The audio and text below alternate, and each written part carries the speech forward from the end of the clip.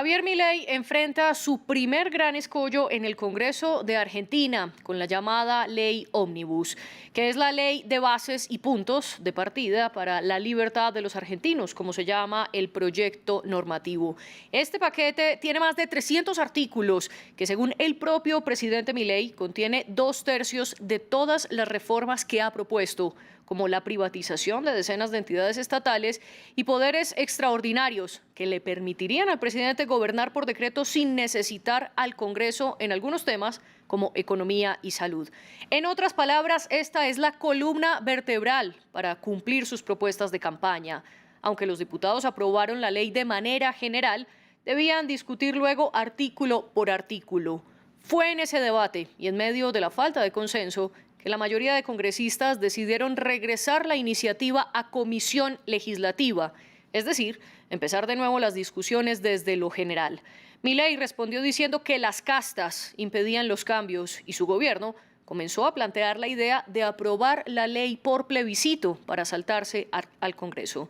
¿Qué tanto margen de maniobra tiene el presidente argentino y qué está en juego con esta ley? Es lo que discutiremos en el debate de France 24 hoy. Para eso nos acompañan desde Buenos Aires Fernando Carvajal, diputado por el bloque Unión Cívica Radical. Y también estamos con Carlos González D'Alessandro, diputado por La Libertad Avanza del partido de Milei. Y una aclaración, también invitamos a este programa a voceros del kirchnerismo y peronismo y ninguno quiso participar. Les damos la bienvenida a nuestros invitados y también la bienvenida a nuestra audiencia. Los invitamos a que dejen sus comentarios en las redes sociales, donde estamos como @France24-ES y leemos sus comentarios con el hashtag #eldebatef24. Si luego quieren repetir este programa, lo encuentran en YouTube y también en Apple Podcasts, Spotify, Deezer y TuneIn. Fernando Carvajal, comienzo con usted. Bienvenido, gracias por estar aquí en el debate. Comencemos por explicarle a nuestra audiencia en qué consiste la ley Ómnibus. Bueno, ha sido una propuesta que ha realizado el gobierno, que inicialmente tenía más de 600 artículos y que incluye un conjunto de reformas. El problema principal que ha presentado esta ley es que contiene, por un lado, una enorme cantidad de delegaciones de las facultades que son propias del Congreso, que el presidente pretendía que se las entreguemos para que él resuelva como quiera. De acuerdo a nuestra Constitución, esto es posible, pero de manera limitada, tanto en el tiempo como respecto a la materia, y tiene que encontrar razón en situaciones verdaderamente extraordinarias. Por este motivo fue que nosotros dimos la discusión y estuvimos dispuestos inclusive a acompañar una parte de esto, pero de ninguna manera estábamos dispuestos a este virtual cierre del Congreso que pretendía el presidente Milei. El nivel de delegaciones implicaba que el gobierno iba durante los próximos 4 años de su mandato a poder hacer prácticamente lo que quería, tanto desde el punto de vista económico, social, financiero, tributario y de seguridad. Entonces, por supuesto que esto chocó contra la oposición de los sectores democráticos, como es el caso nuestro, que no estamos dispuestos a ceder. Así como peleamos fuertemente para ponerle límites al kirchnerismo cuando pretendía llevarse por delante las instituciones, también tenemos que ponerle límites a Milei. Igualmente estamos dispuestos a discutir punto por punto y hay muchas cosas en la ley que estamos dispuestos a aprobarla, pero en la medida que se asegure la vigencia del sistema democrático y la transparencia de todo el proceso. Fernando, gracias por esta respuesta. Ahora continúo con Carlos González D'Alessandro. También a usted muchas gracias por estar en el debate de France 24. ¿Cómo le explica usted a la audiencia en qué consiste la ley Ómnibus? Bueno, la ley de bases y puntos de partida para la libertad de los argentinos consiste en un principio eran 646 artículos que había enviado el presidente Javier Milei con una idea de asentar una base para la construcción y reforma de nuestro país. Solo tuvimos elecciones hace muy poco tiempo, donde Milei salió electo con un 56% del apoyo del pueblo argentino. Por lo cual entendemos que tenemos la obligación de empezar a trabajar en las propuestas que hicimos durante todas las campañas, cuestión que en nuestro país ya se había olvidado que lo que se promete en campaña es lo que se tiene que cumplir en el gobierno. Javier Milei, en una posición ambiciosa para la construcción de estas bases que queremos entablar para el desarrollo y que Argentina se vuelva a insertar en el mundo como fue en sus mejores momentos, el presidente de la Nación envía esta ley. Esta ley pasó por todo el proceso que tenía que desarrollarse dentro del Congreso de la Nación. De hecho, nosotros estamos ahora en sesiones extraordinarias porque en la Argentina los diputados trabajan del 1 de marzo al 10 de diciembre en sesiones ordinarias. El presidente convocó a sesiones extraordinarias, envió la ley al Congreso, se trató con las comisiones pertinentes en diputados y eso sacó un dictamen de 55 firmas a favor, pero con algunas disidencias. Luego pasó a la sesión general y ahí se aprobó la ley en general. Y esta semana, ayer más precisamente, empezamos a tratar la ley en forma particular. De la ley inicial, que teníamos de 646 artículos, habían quedado 308 artículos. Por lo cual, nosotros habíamos llegado a acuerdo con los bloques de, como llamamos nosotros, de la oposición que nos apoya, de la oposición que busca el cambio, que queremos sacar al país del pozo que lo dejó el kirchnerismo, hundido en una depresión económica enorme. Verdaderamente Argentina está en una emergencia, tanto económica como social, y una emergencia también de seguridad, porque los argentinos, hoy el 50% de nuestra población está sumida en la pobreza. Tenemos el peor poder adquisitivo salarial de ingresos de Latinoamérica. En materia de seguridad, nuestras fronteras hacen agua por todos lados, el narcotráfico avanza, todos los días mueren ciudadanos argentinos en la calle, por lo cual entendemos que esta emergencia y estos poderes que había pedido el presidente de la Nación están totalmente respaldados. De los 11 delegaciones de poderes extraordinarios que solicitó Javier Milei, ya habían pasado solamente 8, porque la oposición se había encargado de decir que había 4 o 5 poderes que no le estaba dando. Y ahora, cuando pasó a la sesión, lo que sucedió es que siguieron intentando sacarle poder al presidente. Nosotros somos un espacio liberal que tiene menos de 2 años de construcción. Sí. Y hemos logrado ganar una elección con el apoyo del 56% de la ciudadanía. Y a ese 56% de la ciudadanía es a la que le tenemos que dar respuesta, y si no se la podemos dar por una ley, se la vamos a buscar por otra forma constitucional, que en Argentina se llama decreto de necesidad de urgencia, que va a efectuar el presidente Javier Milei de acá en más. Y ya vamos a hablar precisamente de eso, pero antes quiero hacer una aclaración. Usted habla que hicieron acuerdos con bloques que usted llama con oposición, que quiere el cambio. Juntos por el Cambio es una coalición dentro de la cual la UCR también está respaldando esto, y Juntos por el Cambio ha respaldado, por lo menos en la votación general, esta ley. Simplemente la aclaración para nuestra audiencia. Usted mencionó que de las 11 delegaciones se habían aprobado 8 y además de esto se había aprobado la ley en general.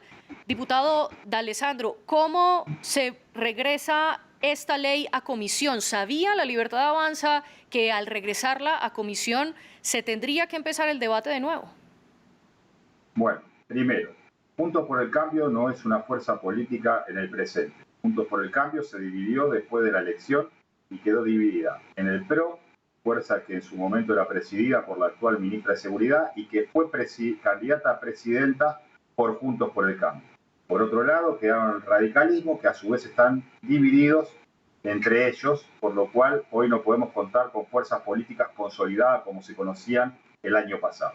Con respecto a que si sabíamos, sí que sabíamos, porque obvio, cuando una ley vuelve a comisión, vuelve a entablar la discusión desde cero en el Congreso de la Nación, volviendo a tramitar por los mismos pasos. Primero para poder ser dictaminada, después para ser aprobada en general y después para volver a ser tratada. La decisión de sacar la ley del Congreso fue una decisión del Ejecutivo, que fue el que envió la ley, o sea, del presidente Milei. ¿Por qué saca la ley? Y porque empiezan a fallar los acuerdos que había pactado el ministro del Interior, Guillermo Franco, y el presidente de la Cámara de Diputados, Adrián Menes, con los bloques dialoguistas. Bloques que sí están, algunos conducidos por diputados que sí nos votaron, pero dentro de su bloque a su vez estaban divididos. Hoy tenemos tres bloques fundamentales que nos están apoyando, que es, por un lado, la Unión Cívica Radical, que no está apoyando de un 100%. Por otro lado, el PRO, que tiene 37 diputados, que sí nos apoyaron en un 100%, y por otro lado, el bloque que lidera el ex candidato a vicepresidente de Mauricio Macri, que es el doctor Miguel Ángel Pichetto, que es un bloque de 22 diputados, que tampoco apoya al 100%. Por lo cual, desde el Ejecutivo comprendieron que si no retiraban la ley, lo único que íbamos a tener es un deshilachamiento de la ley, por lo cual se vuelve a enviar a ser dictaminada y a partir de ahí veremos si vuelve esta ley al Congreso o directamente el presidente Javier Milei toma otras medidas para empezar a gobernar. Diputado Carvajal, ¿y qué opina usted de estas otras medidas que menciona D'Alessandro, como el decreto de urgencia o el plebiscito? Bueno, la verdad es que lo del decreto lo tomamos casi como una amenaza autoritaria, porque lo cierto es que los decretos de necesidad y urgencia también son extraordinarios y también están sujetos al control de este Congreso. De hecho, tengo que denunciar que el gobierno se ha negado a avanzar en la constitución de la Comisión Bicameral, cuya tarea es justamente controlar el dictado de los decretos de necesidad y urgencia y controlar las delegaciones, el uso que el Ejecutivo hace de las delegaciones. Es por esta razón que yo en lo personal me negué a votar las delegaciones de facultades, luego que le exigiera al presidente de la Cámara que dictara la resolución constituyendo la comisión bicameral que debe controlarlo. Como no lo hizo, voté en contra. Yo lo que quiero desmentir es que hubiera existido de parte de la oposición incumplimiento de acuerdos. Esto de ninguna manera es así.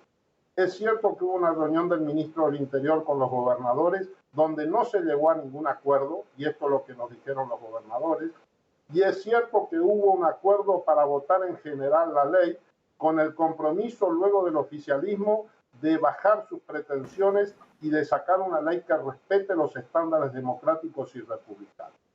Nosotros no le sacamos ningún poder al presidente Milei. El presidente Milei quiere apropiarse de los poderes legislativos que le corresponden al Congreso. Y esto es lo que nosotros le dijimos que no.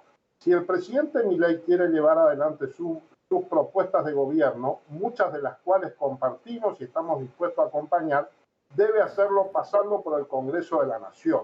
Si quiere avanzar hacia el camino del autoritarismo, tal como parece estar indicando el diputado oficialista, la verdad es que cada vez se va a ir consolidando más este bloque democrático y republicano. Nosotros tenemos temor por el cariz autoritario que está tomando el presidente Milei.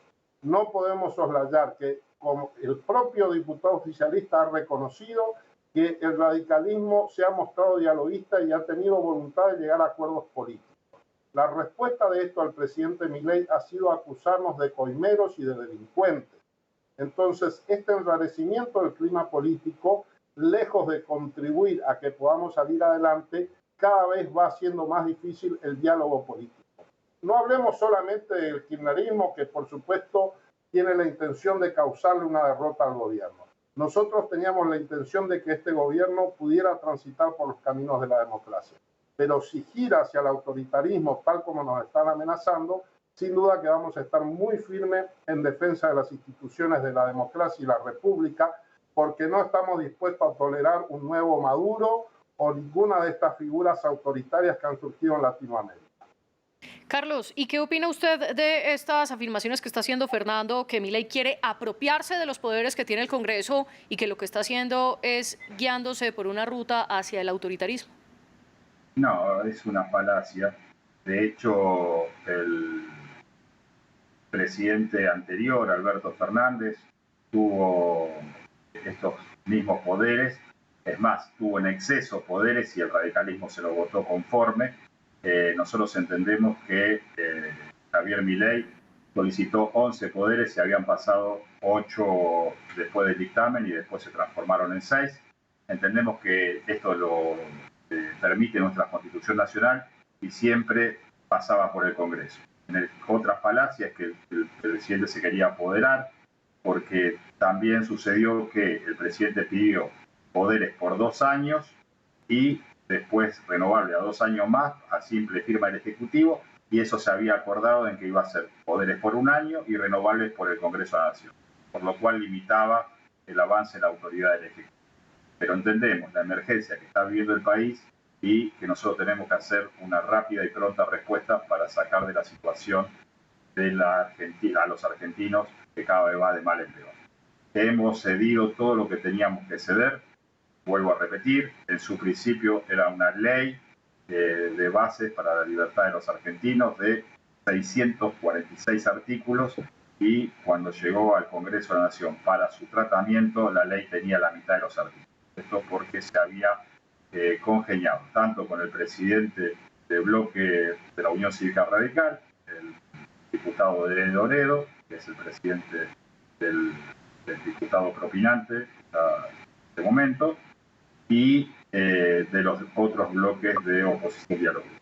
Por lo cual entendemos que en la situación que vive la Argentina, ante la inseguridad que se reina en las calles, ante la decadencia económica, ante el empobrecimiento de nuestro pueblo, es necesario medidas y acciones de pronta respuesta, que es lo que Milei está intentando darnos. De hecho, en este trimestre vamos a tener un ejercicio financiero totalmente equilibrado, como hace más de 30 años que nosotros. El radicalismo, Unión por la Patria y la mayoría de los políticos que vienen de la vieja política tal vez no entiendan la necesidad de cambio que están pidiendo los argentinos. Fernando, ¿entiende esa vieja política la necesidad de cambio y este argumento que está planteando Carlos, que todo es por una emergencia y que la Libertad Avanza ha cedido todo lo que tenía que ceder? Bueno, la vieja política la está manejando Milei porque acaba de designar ministro a Scioli, que es kirchnerista y que fue candidato a presidente del kirchnerismo. Así que está muy claro dónde está la vieja política. Yo soy diputado hace 2 años y antes de eso era juez, por lo cual claramente la vieja política está en el gobierno, que viene con los mismos de siempre, aunque van cambiando de ropaje. La verdad es que quiero desmentir enfáticamente al diputado Alessandro, que ha faltado a la verdad. El radicalismo no le concedió facultades extraordinarias ni emergencia, ni al anterior presidente kirchnerista, ni a ninguno de los otros. La última vez que nuestro partido concedió delegación de facultades fue al presidente Macri y exclusivamente en materia social. Por lo cual desmiento y le pido, diputado, que se retracte esta afirmación porque es absolutamente falsa. Es cierto que el presidente tuvo porque tenía mayoría y porque su bloque le concedió esa delegación. Pero nosotros como oposición siempre hemos mantenido y vamos a seguir manteniendo esta postura. Nosotros estamos dispuestos a discutir en el marco del Congreso todas y cada una de las propuestas que tiene el presidente, y si estamos de acuerdo la vamos a acompañar. Como voté, por ejemplo, yo aún que voté en contra de las delegaciones, no tuve ningún problema en votarle una delegación puntual que fue, por ejemplo, para reformar el sistema de contrataciones del Estado. Entonces, así como esto, hay un montón de otras cuestiones que estamos dispuestos a discutir. El artículo siguiente que teníamos que tratar luego de las privatizaciones tenía que ver con todo lo que tiene que ver con la modernización del Estado y estábamos dispuestos a votar. Pero lo cierto, el verdadero problema que tenemos es que este es un presidente que no tiene programa económico. Las medidas de verdadero contenido económico y fiscal fueron retiradas del paquete y acá quedó un montón de hojarasca que no tienen nada que ver con solucionar los graves problemas de pobreza, marginalidad y crisis económicas que tenemos. El presidente Milei se muestra impotente para mostrar cuál es su programa de estabilización de la moneda, y tenemos un enorme problema de inflación heredado del kirchnerismo y mantenido por Milei, y la incapacidad de poner en marcha el aparato productivo. Estas cosas siguen sin respuesta y estamos discutiendo un montón de cuestiones cuyo efecto en algún caso puede ser beneficioso, pero va a tardar mucho tiempo en manifestarse. Entonces, el presidente debe empezar a gobernar y dejar de pelearse con el resto del sistema político. Carlos, ante la división que se esperaba, ante tantos artículos, ¿por qué el gobierno de Milei no optó por presentar parte por parte en vez de esta megaley? Una decisión del Ejecutivo plena de presentar una ley que asiente las bases de la libertad de los argentinos, considerando que se venía trabajando hacía tiempo en la misma. Por otro lado, lo que quiero desmentir es el tema que mi ley tiene injerencia en el proceso inflacionario argentino. Nosotros cuando asumimos el gobierno el día 10 de diciembre, lo asumimos rumbo a una hiperinflación. Si no hubiese sido por las medidas económicas, como el ministro de Economía Caputo, conjuntamente consensuado con todo el equipo económico, Javier Milei, que es el primer presidente economista que tiene este país, hoy estaríamos en una hiperinflación. A 10 días solamente de haber asumido en el gobierno ya teníamos 30% de inflación en los precios.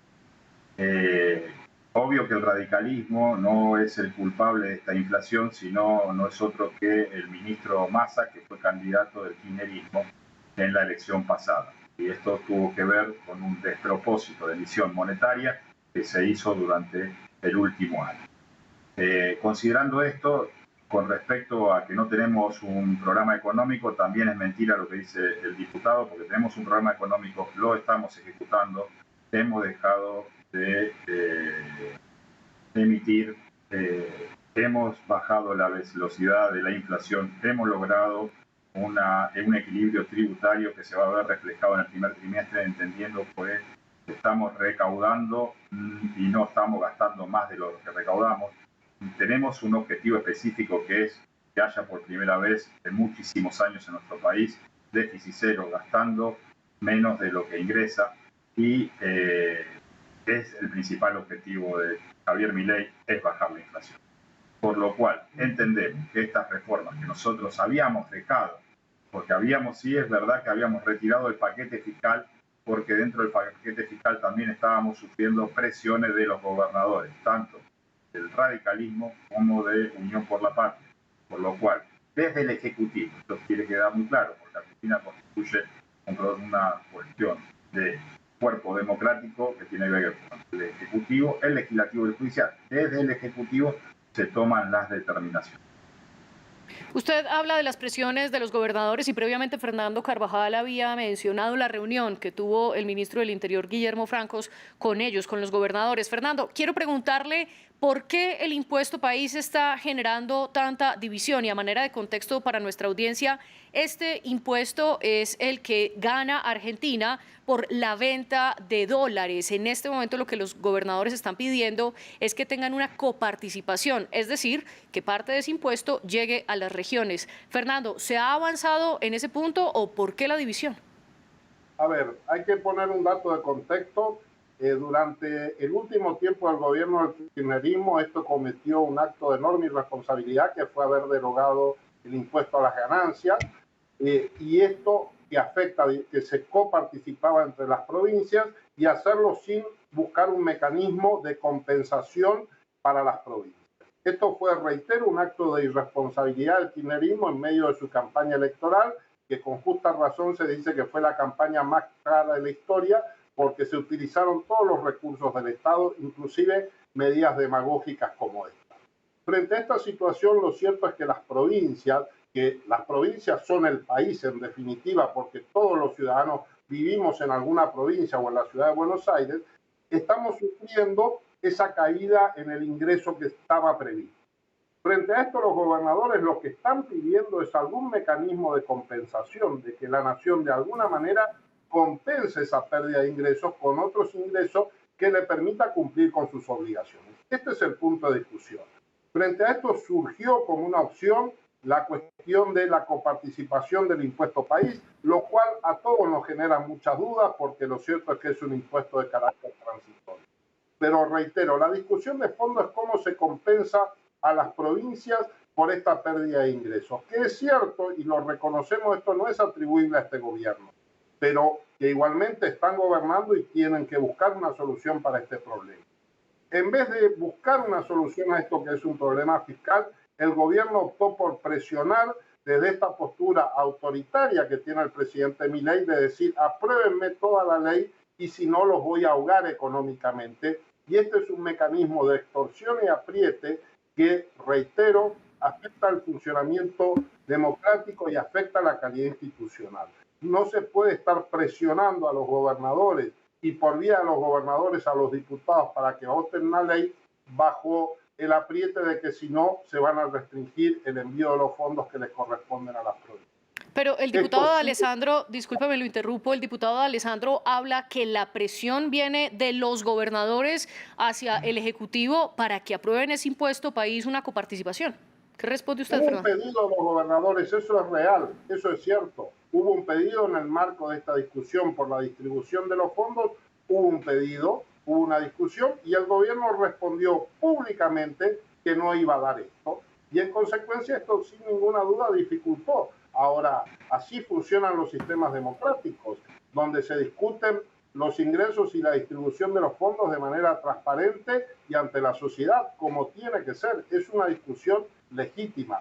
Lo que es ilegítimo es que el presidente utilice fondos que tiene, que son de coparticipación, que tiene el Poder Ejecutivo un manejo discrecional, se niega a distribuirlos entre las provincias para obtener el dictado de una ley. Carlos, y según usted, ¿cómo se puede compensar estos ingresos que las gobernaciones han perdido en los últimos años si no es a través del impuesto país? Bueno, obviamente que ante el impuesto al país nosotros no estamos dispuestos a coparticiparlo porque nosotros entendemos que el impuesto al país tiene que terminar antes de fin de año. Argentina está viviendo una realidad económica paralela a la que están viviendo todos sus países vecinos porque, por ejemplo, acá nosotros tenemos varios tipos de dólares. Cuando sabemos que el tipo de cambio del dólar es uno solo. ¿Qué es el impuesto al país? Porque por ahí escuchan los oyentes del impuesto al país. El impuesto al país es algo que se le cobra a la divisa del dólar para su compra o con la compra de tarjeta de crédito en dólares. Entonces, uno utiliza esos dólares y el Estado le cobra un impuesto.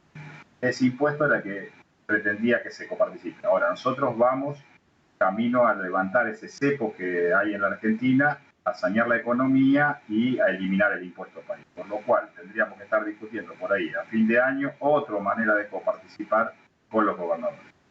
También se vio el tema de la ley del cheque, que también el gobierno lo rechazó. Y por último está devolver la categoría 4, que es de impuesto a la ganancia, que sacó el gobierno anterior, como dice el diputado propinante, que lo sacó en forma irracional, porque en medio de una campaña política estaba desfinanciando a las provincias.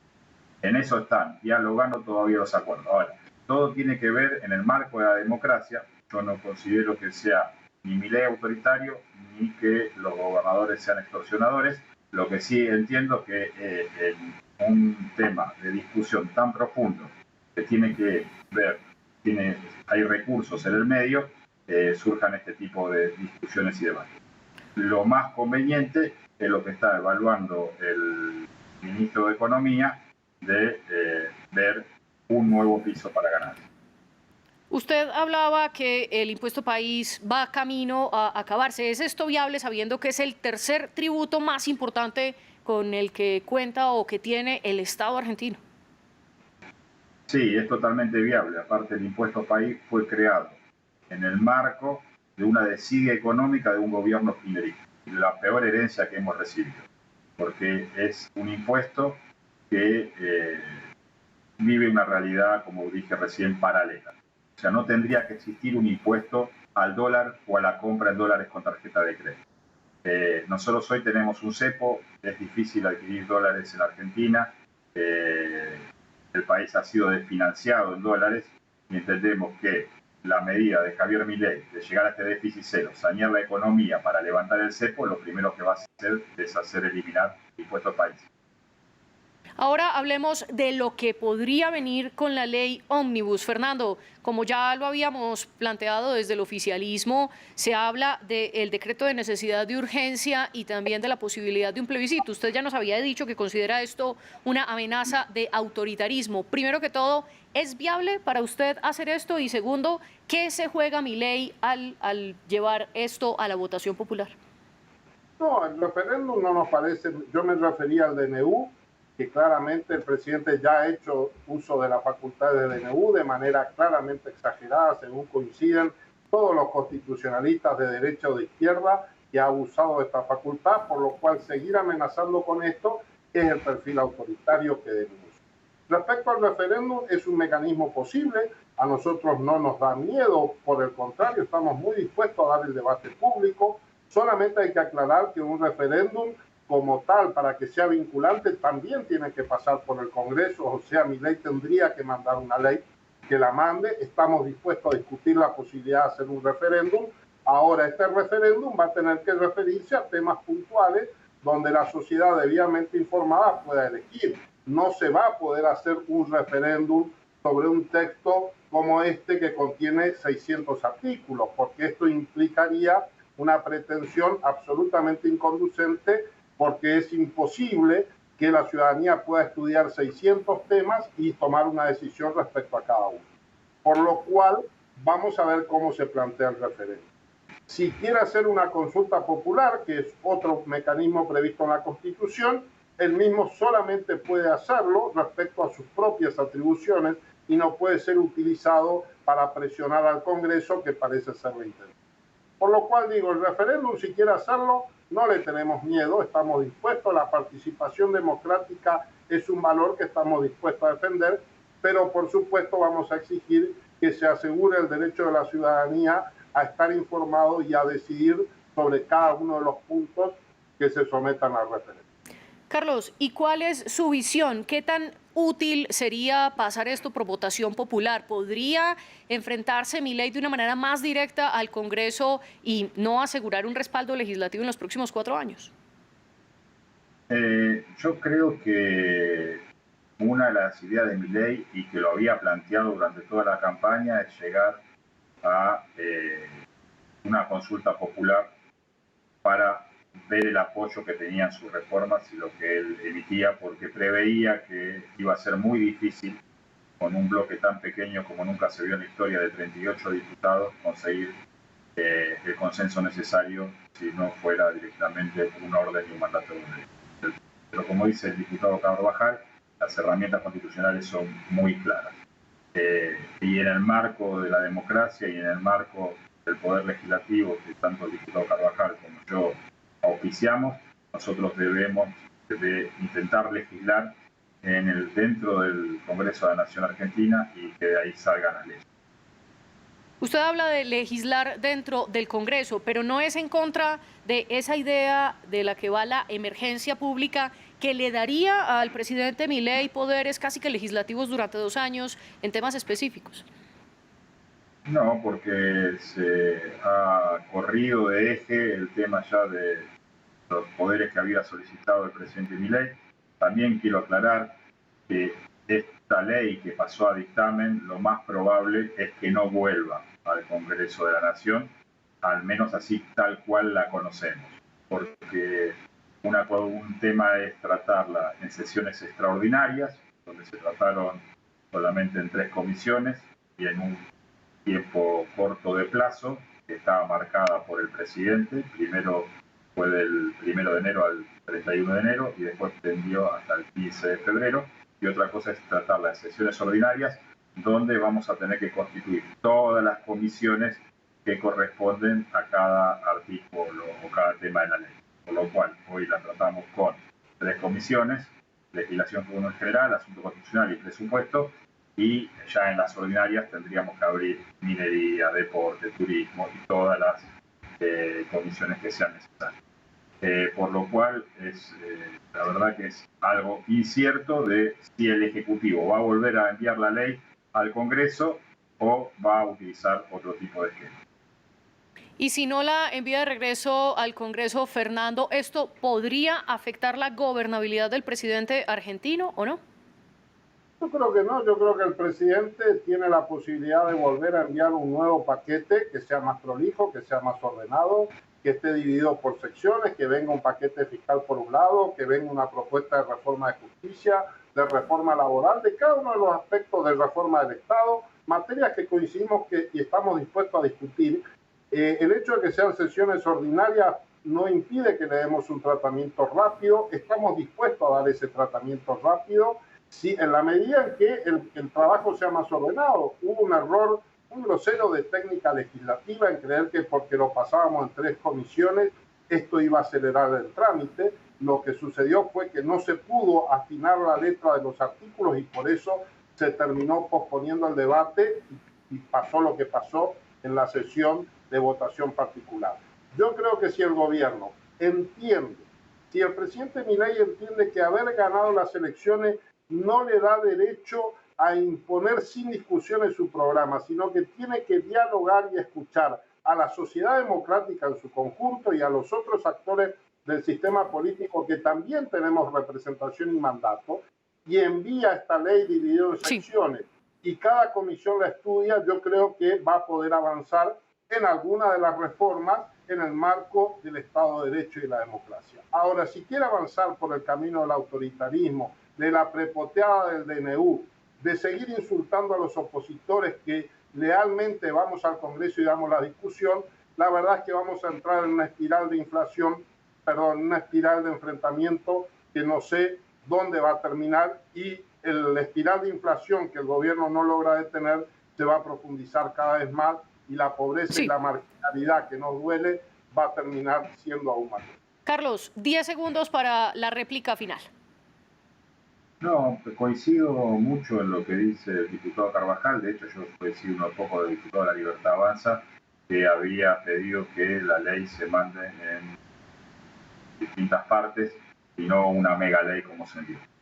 Creo que esto que estamos haciendo es súper constructivo. De hecho, el debate que podemos tener por este medio es también construir puentes y consensos para que nosotros podamos, los argentinos, podamos tener objetivos a corto, mediano y largo plazo y tener las leyes que necesitamos para que la Argentina vuelva a funcionar. Y precisamente por eso les agradecemos su participación aquí, diputados Fernando Carvajal y Carlos González D'Alessandro, y también gracias a nuestras productoras Tania Herrera y Laura Garzón. Ustedes sigan en France 24.